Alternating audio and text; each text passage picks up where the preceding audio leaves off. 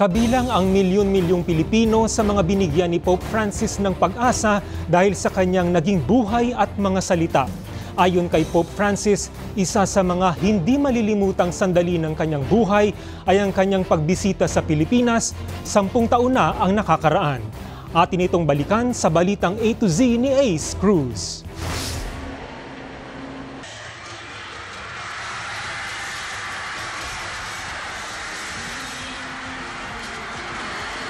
Taong 2015 nang bumisita si Pope Francis sa Pilipinas o Lolo Kiko kung tawagin ng mga Pilipino.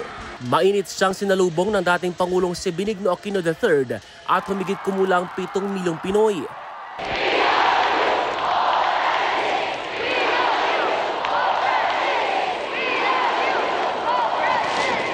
Inihatid ni Pope Francis ang salita ng Diyos sa misa sa Manila Cathedral at Quirino Grandstand sa Luneta. Si vos no aprendés a llorar, no sos un buen cristiano.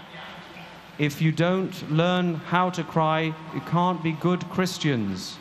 Sean valientes, no tengan miedo a llorar. Be courageous, please don't be frightened of crying.